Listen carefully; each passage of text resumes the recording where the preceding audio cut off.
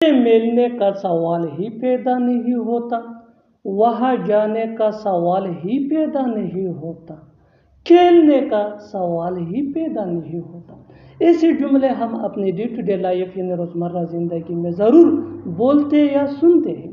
ان جملوں میں ہم کہہ رہے ہیں سوال ہی پیدا نہیں ہوتا، اس کے لیے آپ کو یوز کرنا ہوگا انگلش میں نو کوسچن رائزز۔ آئیے کمپلیٹ اسٹرکچر سمجھتے ہیں۔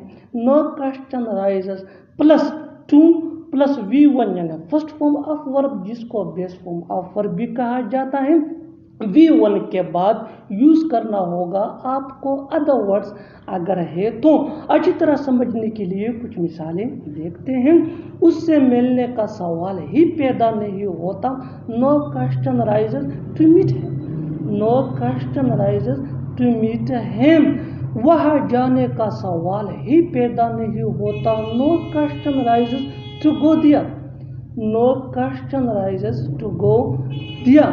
کھیلنے کا سوال ہی پیدا نہیں ہوتا، no question arises to play, no question arises to پلے۔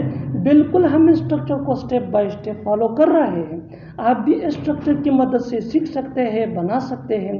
ایسے بہت سے جملے انگریزی زبان میں آسانی سے that can be really helpful for you, it can take you from basic to advanced level. Keep this point in your mind that جتنا زیادہ پریکٹس کرو گے اتنا ہی جلدی انگلش سیکھ جاؤ گے۔ اچھی طرح سمجھنے کے لیے ایک اور مثال دیکھتے ہیں۔